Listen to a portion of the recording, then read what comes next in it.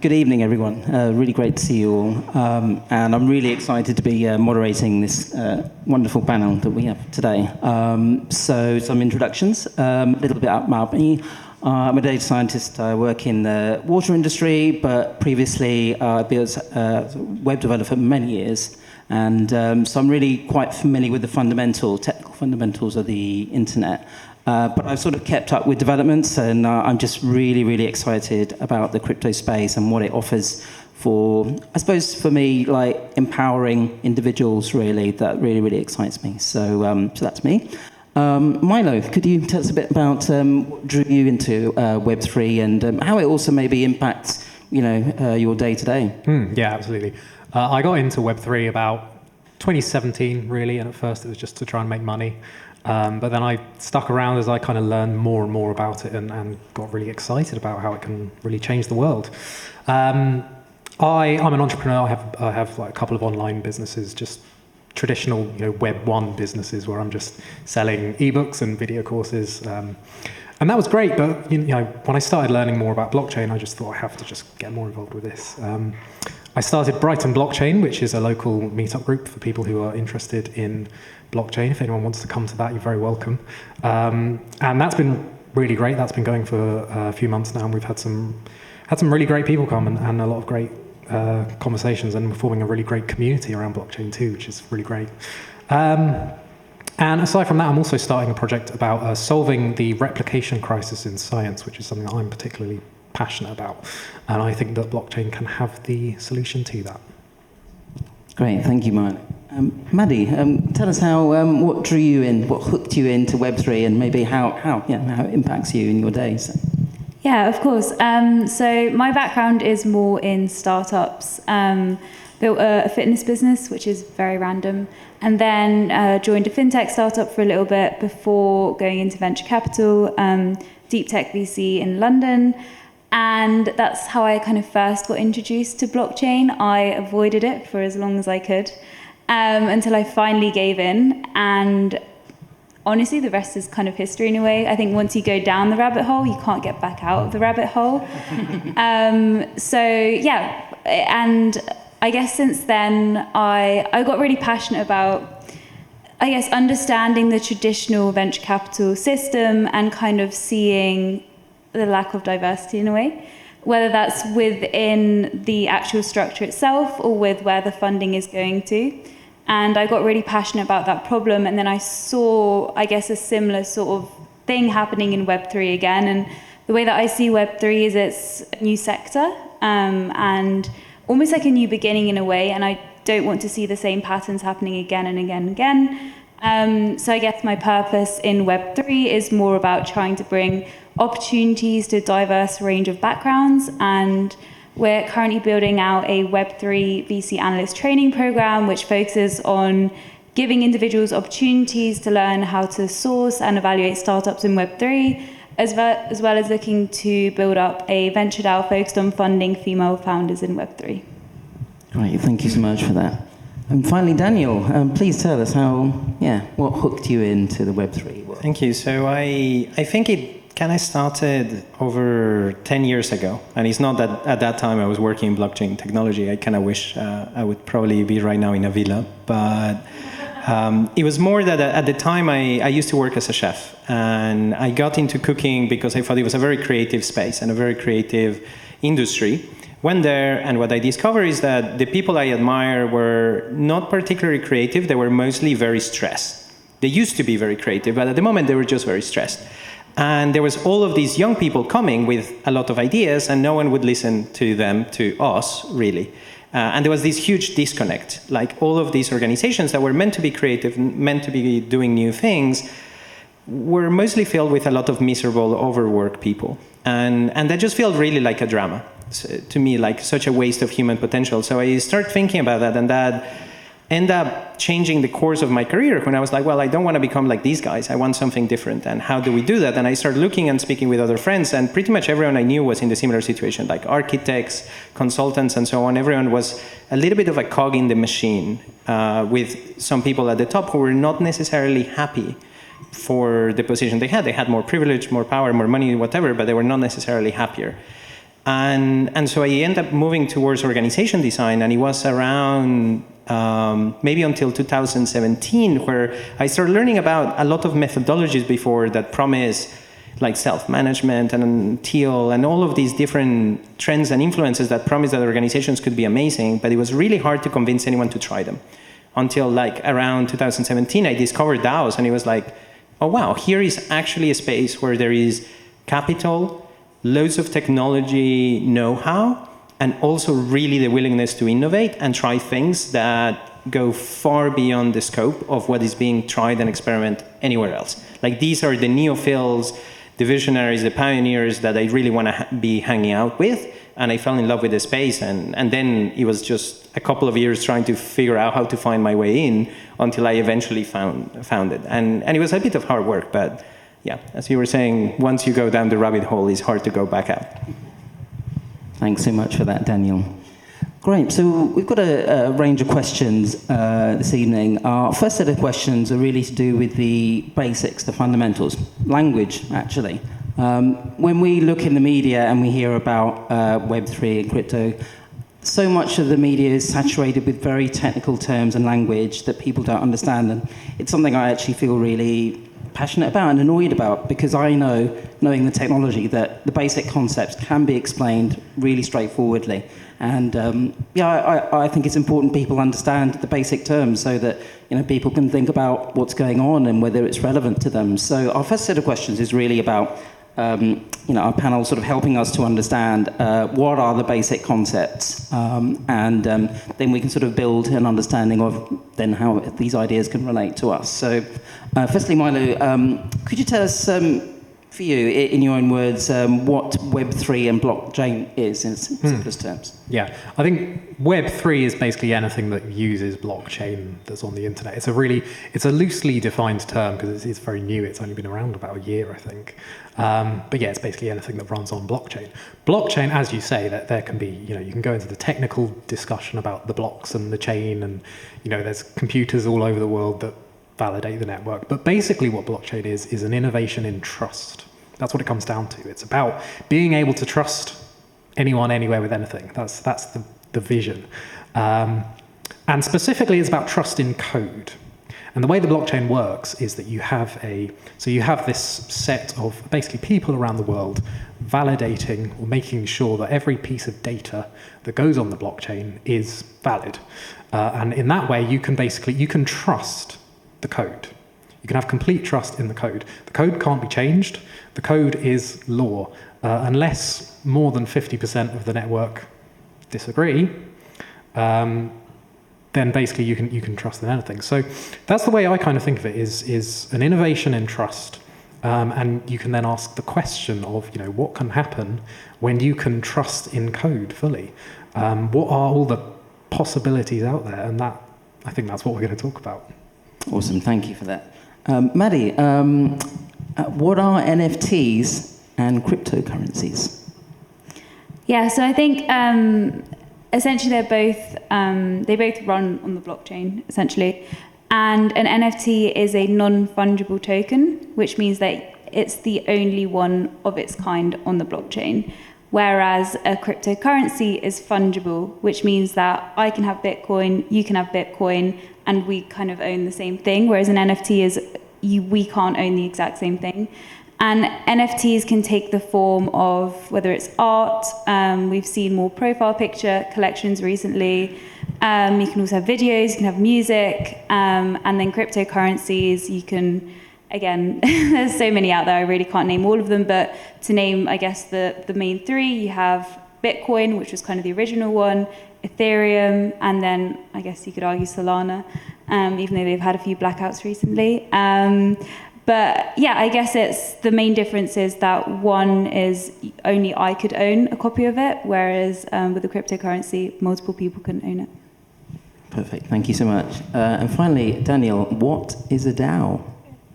Thank you. So if we kind of build on this idea that there is a thing that people can trust, a platform with the code, and there is different units of value that you can move around, whether they're unique or they're all the same, like a dollar is the same as every other dollar or whatever, then you have people who want to do things together.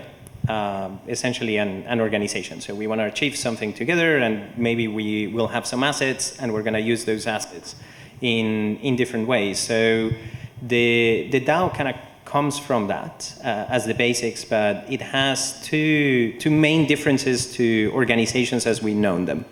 And really at the most basic, the two things in the name, the decentralized autonomous organization. So the decentralized refers usually to two things. One is that it's built on decentralized technology, so it uses the blockchain. But more importantly than that is the decentralization of power in the DAO. So instead of having one person who's a little bit like the king and they make all decisions, like we have in most organizations, if you try to tell the founder or the CEO, no, I think things should be different, if they're benevolent, they'll agree with you. But if not, they'll kick you out and they'll do whatever they want. And they have absolute power over everyone underneath them. So instead of that, in DAOs, you try to distribute that power differently. And there's many different ways to do it, but they can be more democratic in, again, different ways. And there will be different approaches there. The other one is more coming to the autonomous, which refers either to the DAO is autonomous in that it doesn't depend on external powers at B to validate it. It's independent of them. So while a company is incorporated in the legal system of a nation state, a DAO is built on the rules that are the code on the blockchain, which means that there is no one external that can come in and shut down your DAO because they don't have the power to do it. The code is unmutable. The other thing relates more to the autonomy of the people within it and this idea of sovereignty, and whether we can have the freedom to make our own decisions, whether we participate or not, whether we agree with this or not. So it also touches upon this more democratic aspect in a way that everyone is not a consumer or an employee that is told what to do, but actually a free, independent agent that decides of their own free will and can, together with others, reach agreements on how the DAO should operate, how the organization should go. So it's both the external autonomy as the internal autonomy of the individuals. At least those are the ideals. In practice, a DAO can be everything and nothing because people just use the word. But you kind of have to look under the hood to see what's really happening. That's wonderful. Can I jump in? Can I interrupt? Please, yes. With my trust analogy that I'm pushing here, if you think about being able to trust anything, any code, then that means that you can trust in the functioning of an organization. You can trust that it's going to act in a certain way. And that gives you the trust to be able to contribute, whereas with a traditional organization, you don't have that trust. And also, I think with being rewarded for that contribution is quite important too. That trust in the property of code is really what everything comes down to. And a lot of people say, why do cryptocurrencies have value and these sorts of questions like that. Having the trust in the property of the cryptocurrency to only have a certain amount that's issued, it definitely acts in a certain way. You know that if you've got it, then you've actually got it. It's going to function in the way that the code says it's going to function. All these things are, the basic building blocks. And NFTs too, again, it still comes down to trust. Because you can trust in the properties of a digital asset. When NFTs were first sort of invented, they were sort of worked on all across the world by a lot of different people, but there was a team that got together to write a sort of technical standard for NFTs, and they surveyed the community to try and find out what a good name would be, and everyone was just saying NFTs at the time, so they went, all right, let's call it NFTs. But the second most popular name was deeds. As in, you'd have a deed to a house or a deed to a plot of land. And I think that's a good mental model for what an NFT is as well. You basically have a deed to, let's say it's an image, or you could have a deed to a piece of music, or you could have a deed to anything. Yeah. So that's quite interesting. No, it's brilliant and wonderfully tied together, basically, all of those concepts. So thank you all. So moving on to... So now we've got a sense of what these basic concepts are. How how could these impact the way we live and what we do? So Milo, what excites you most about the potential for these technologies? Oh, well, what doesn't excite me? There's so much. And, you know, something that I've learned recently is that the world of Web3 is just so huge. And everyone kind of knows their own kind of different area, but there's so much, and no one can really know everything about everything. What excites me particularly, okay, when you have this trust in digital property, that opens up just a whole new world. A world of the metaverse, right? That's a really interesting concept where we can own digital items, we can own property, we can maybe even own digital land. I mean, that's not really a thing, but you know, it's interesting. I think the whole video game industry is going to be particularly transformed by this in the very short, sort of immediate term, because video games are where we already have digital property, just don't own it, just don't have the deed for it. So that definitely is like a short-term kind of thing that I can see being very exciting. But I really think the potential is limitless. You know, I think when the internet first started, no one would have been able to predict what it is now. It's just evolved to be so crazy. I can really see the same thing happening for Web3. Thanks so much for that. So Maddy, what excites you about what this can do? Again, endless amounts. And I think this is a huge misconception again. I think when people think about Web3, it's automatically linked to crypto, but there are so many sub-verticals within Web3. You've got DeFi, you've got Metaverse, you've got GameFi, ReFi, DAOs. There's so many different parts to it. It's not just this one thing. And again, you can't know absolutely everything. But again, from like a technological perspective, just seeing the different applications that are coming through, it will be interesting to see what sticks, what doesn't stick, because I think everyone's just adding blockchain to everything at the moment. But I think you also have to ask the question, does it make sense to have something on the blockchain? And especially at the VC I was working at, it's like the new AI or machine learning, like everyone adds it to everything. So I'm excited to see the lasting aspects and utility that will come out of it, in a sense. And also something that really excites me is the mindset of, I don't want to say Web3 people, because that's not the right terminology to use, but there's a lot of excitement around Web3. And when you speak to people within Web3, everyone has this same kind of passion. And it's almost infectious in a way, where you just keep wanting to talk to more people. Everyone's really interesting and open-minded as well, because you're quite literally, everyone that's in the space at the moment is reinventing what will come, almost setting the building blocks. And I think for the types of people that are at, I guess, the forefront of that innovation, I always really enjoy speaking to them. Everyone has a different view, but it's just interesting to get together a group of people and to have these kinds of discussions. I might add as well, I really resonate with that excitement. But for me, it's the way that people involved in this space are really open to rethinking things that are being established and doing things new. And that's, wow, yeah, that really excites me. So Daniel, what excites you? For me, it's collaboration. The way we as humans work together has been roughly the same for a very long time. Like the corporation as an idea, as a model, was started around the 1700s kind of thing. Nation-state governments, also pretty old. All of these building blocks of the world order are very, very old, and a lot of them are based in an economy of competition. And some of the properties of DAOs and especially the experimentation that is happening with all of these organizations, that people are trying to find new ways to make decisions together, new ways to come together, to solve problems together.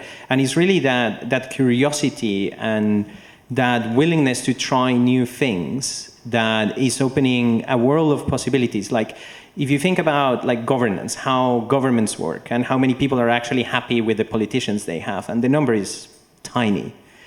And then you think of how often do we run experiments on trying different ways to do that? And like, how often does the constitution of a country radically changes?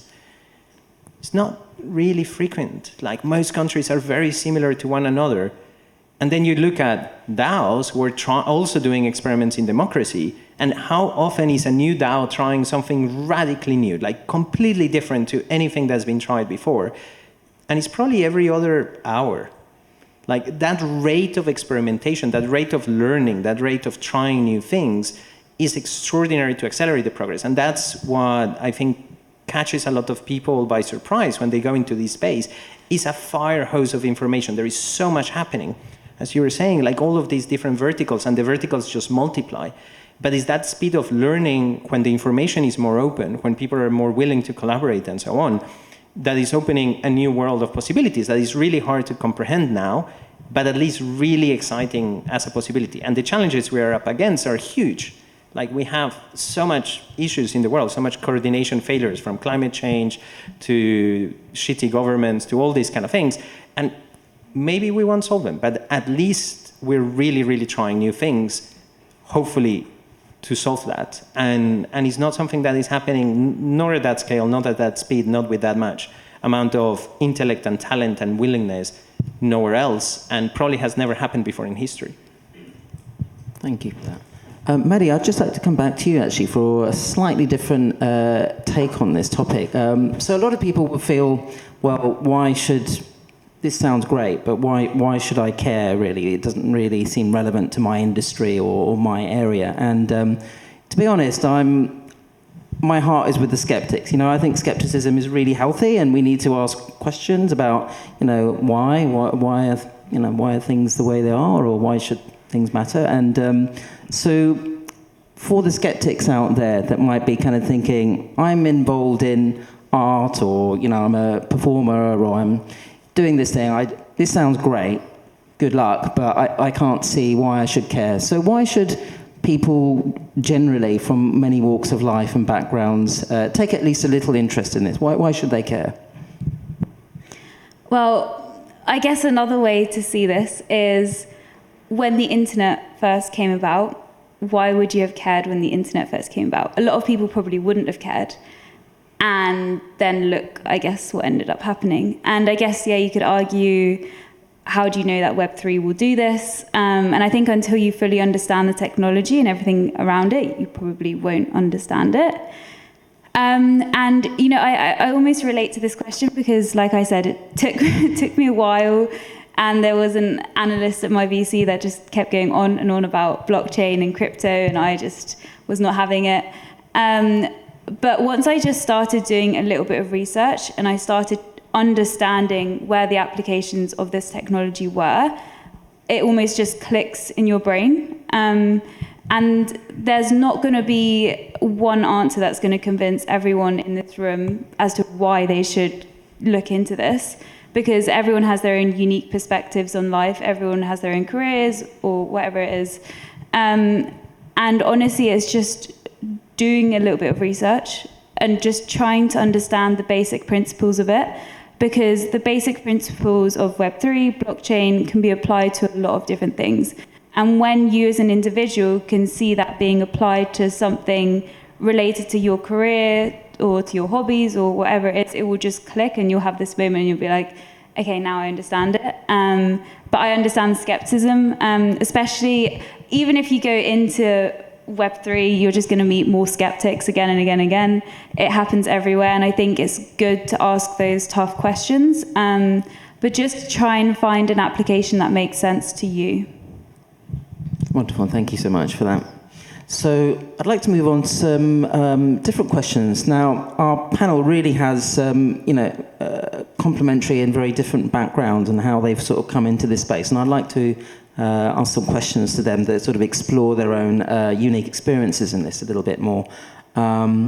So Milo, you run the Brighton blockchain, and I'd like to ask you what sort of benefits you've sort of seen come out of the community that you see emerging for its members. Yeah, it's been great. It's been a really great time. We're going about 6 months now, and I've met so many great people, so many people who have been, some people have been into blockchain since it was invented. There was one guy who had read the actual Bitcoin white paper when it was first released. He was on the mailing list that it was released to. That excites me. There are some people who are actually working in crypto. They actually have real jobs like paid for by a cryptocurrency company, and just a wide variety of people. Some people are just really interested and really just trying to learn more and try and hang on to this this change, I think, in society, and try to be an early adopter as well, which is really cool. And obviously, I love technology. Obviously, I love new technology. It's hard not to be optimistic as well about the world when you're surrounded by people who are, in some cases, working on the really big problems in the world, like climate change, for example. There's a DAO that is trying to financially re-engineer carbon credits and carbon offsets, and that is just so exciting to try and change the incentives in the market. There are people working on problems like public goods funding, which is just a huge issue. And obviously I'm passionate about the replication crisis in science. But there are some things that technology can't do. And I think in this world of, distributed work where, it's partially just a post-COVID thing, I think, but also, especially for blockchain, from day one, everyone has been decentralized all over the world, working on Discord and that kind of stuff, which is great. But, I think, I don't find Zoom to be very socially fulfilling. And that was kind of why I started Brighton Blockchain. I think it's great to get people away from the computer screen and actually into real life. And also, I'm very passionate about community. I think that all the good things in this world have come from community or have originated in communities. And just what happens when you get people together, they can work together, they can, their own strengths and their weaknesses can complement each other. And it's a community is more than the sum of its parts. I think it's more like the square of its parts. I'm very passionate about that, and it's been great kind of getting everyone together. I think of community as like a win-win platform. That's my kind of mental model for it, and it's great kind of seeing that happen. So many great things have come from that, I think. Great, thank you.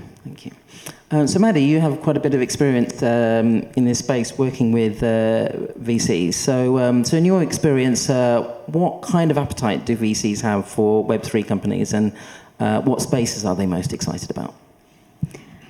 Well, I think I don't want to say every VC, but most VCs are looking to make a play into Web3. Everyone's hiring blockchain experts or whatever it is, which is where the idea again for this Web3 analyst training program came from, because I was speaking to, and I don't want to say Web2 VCs, but it's just easier to categorize. I was speaking to a lot of Web2 VCs, and I was spending most of the conversation just educating individuals on very basic principles, which is almost slightly concerning because VCs are meant to be the ones that understand the latest technologies and understand everything.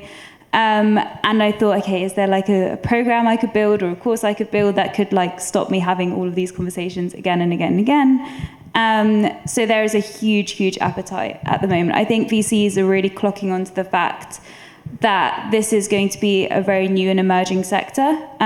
With that being said, everyone has a similar mindset of waiting for the dust to settle, which I think we've seen a lot of, like I said earlier, everyone's trying to apply blockchain to everything. Does it make sense in every single case? Probably not. But I think there's this hesitancy around a lack of education. Therefore, I rather just not really even try to put my money into it, and I'm just going to wait for the dust to settle.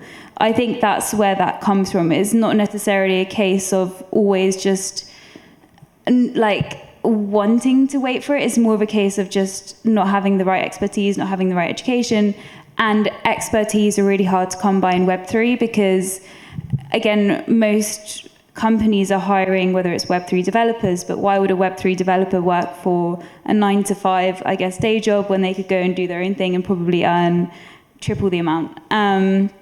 So there's a huge, huge appetite in terms of different sectors. Again, each VC has their own specific verticals. I think where you see the most investment going is more infrastructure and DeFi. So more the technical side. Layer 1s and layer 2s, I don't know if we'll go into that a little bit, but seeing some investment going into that again. As to whether they should be investing into that is another question. But it's more the technical side of things rather than NFTs itself, I guess, as a whole. And I think it all kind of does run on cycles. So like in 2017, 2018, there was the ICO boom, and like it was all anyone was talking about, and then that kind of went down. I think we've kind of seen a bit of an NFT boom, and I think we've seen this real growth, and I think now we're going to see it slowly come down, and we'll stick to more utility-based NFTs. And I think VCs specifically probably don't necessarily go into that as much. There are specific Web3 VCs that maybe will. And I know that there are actually a few NFT funds out there. It'll be interesting to see how they perform. But it's more the actual underlying infrastructure, underlying technology. And with that being said, there are some incredibly smart VC analysts or VC partners that I meet that do understand the space very, very well. So, yeah. That's great. Thank you for that. So, Daniel, you spoke a bit earlier about collaboration. So how can a DAO encourage collaboration in a company? And can you share some examples of some you've experienced? Yeah, so I mean, I guess to the point that we were making earlier, there are different ways to understand what you mean. So if we're talking about the DAO as a different type of organization, traditional organization could try to run an experiment into a DAO. So they could try to launch a DAO on the side, give it some funds, try to build some community around it, and see how that community is making decisions around the DAO and see what happens with that. And that's often the way a lot of some of the early stage crypto companies that, because at the time there was so little know-how on how to operate DAOs, they started operating the only way they knew how to, the traditional way. And now they are going, well, actually, we need to decentralize because it's better, because it empowers the community, because it's aligned with the philosophy of this space, because it leads to better outcomes. Anyway, for a whole bunch of reasons, and the reasons will vary from organization, but then they go, okay, let's go and try to go more DAO. And that's usually what is called progressive decentralization.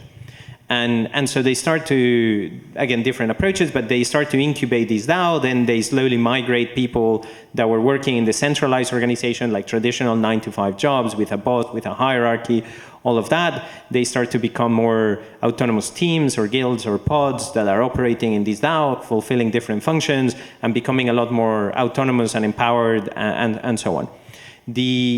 But that's not necessarily the only approach. There is also the opposite one, where there can be a community, a group of people. I mean, at the most basic, it could be a Facebook group about whatever topic. And these are people who are coordinating, and they already have a communication platform, albeit a very centralized, old-fashioned, exploitative one. But they have a communication platform, and they're like, well, what if we put some funds together and start managing those funds and coordinating around doing certain things that are beneficial for us? And they could deploy some of the technological infrastructure that is being built for DAOs, like having a treasury on the blockchain, having some governance mechanisms that allow people to vote or otherwise to make decisions, either through voting, or there are better ways than voting to make decisions, but that's the most popular one. And like that, the community can kind of self-organize into a DAO. And that allows them to do different things. One of them is or perhaps the most important one for me, is the difference of how it feels when you're a contractor to something as opposed to when you are the owner of something. Like, if you think, how much does an Uber driver care about Uber?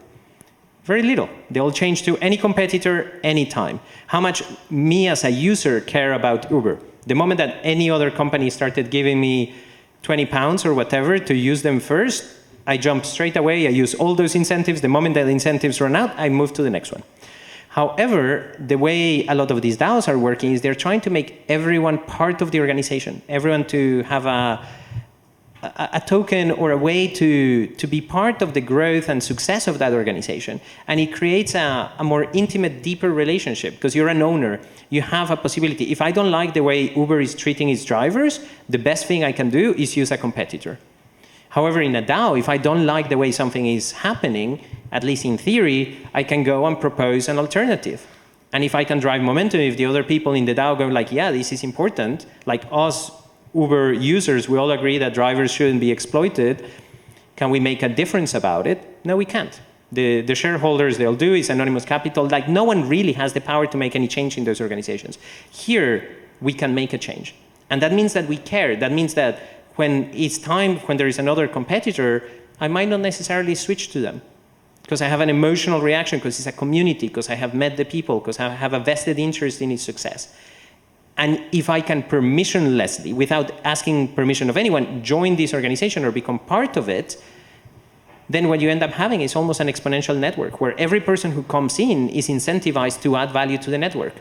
And if that person who joined can add more value than what it costs to acquire them, then it grows and it grows and it grows. And gig economy platforms have raised billions to capture market share, so they needed to leverage those tremendous amount of funds to incentivize people to join.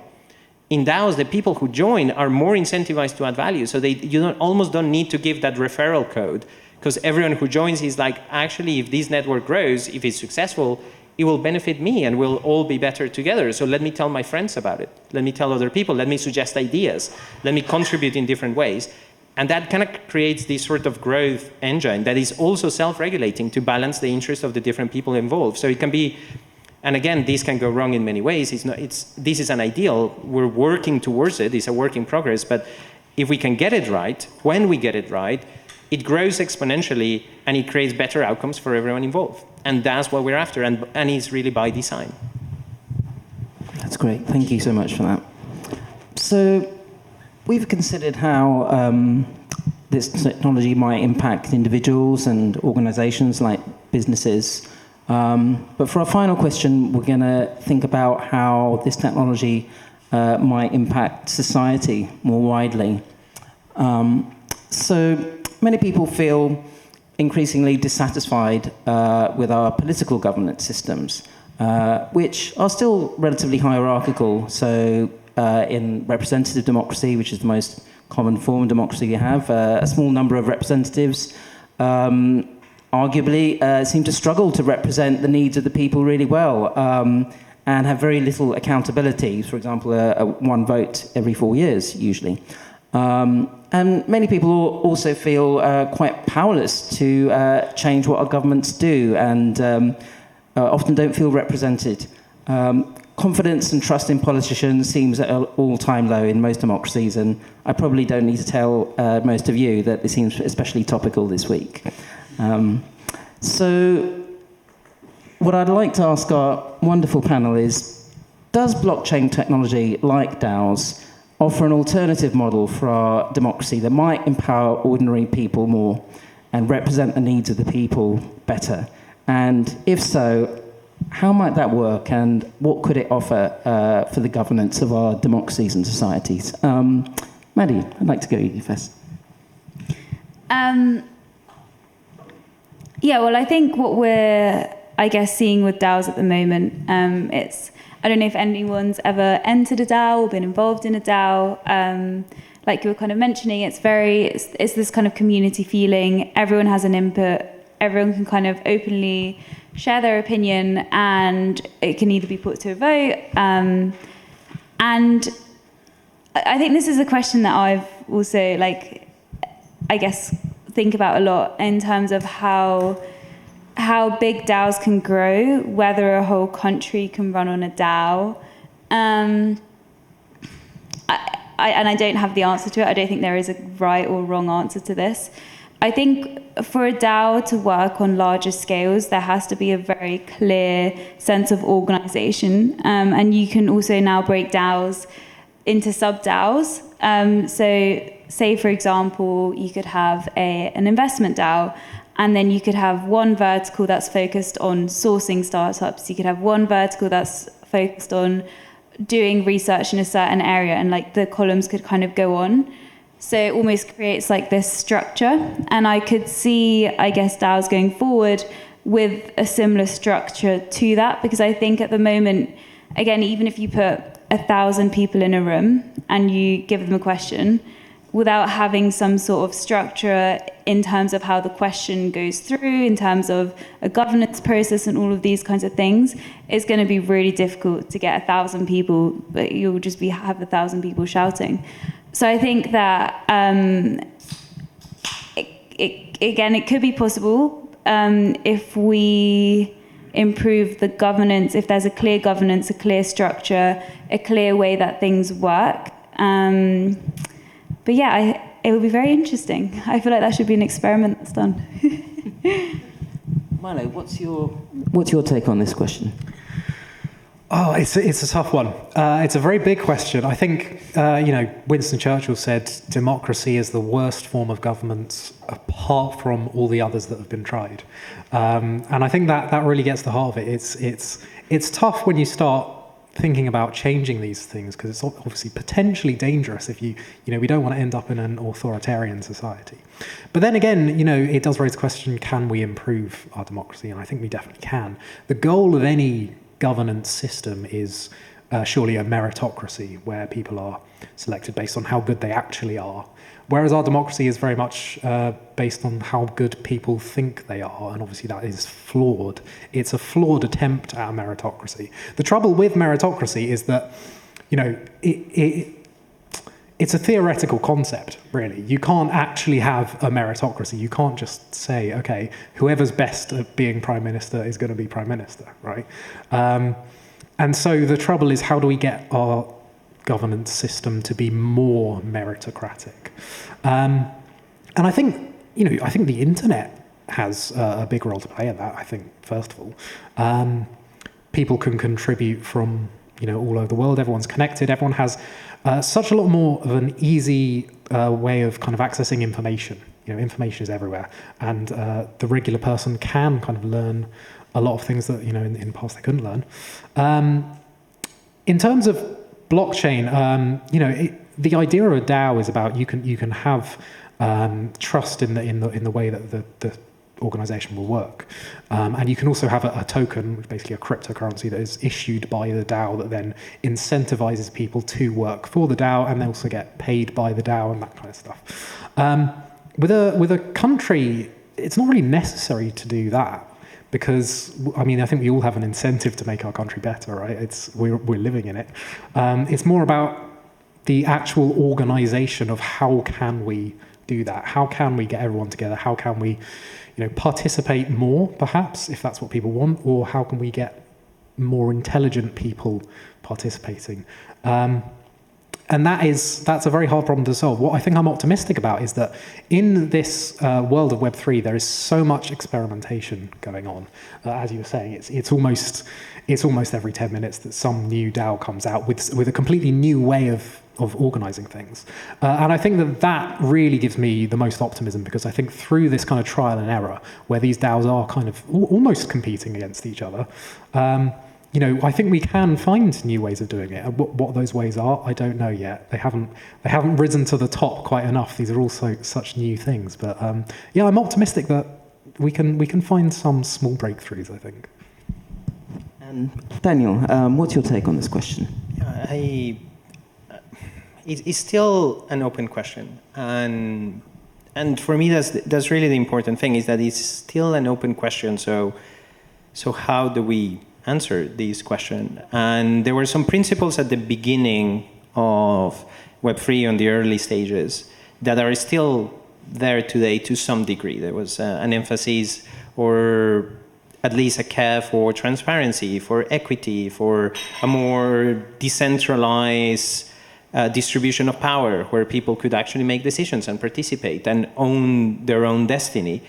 And those principles are being challenged every single day by someone who comes in and sees an opportunity to use this technology for different means. At the end, the technology is a little bit like Play-Doh.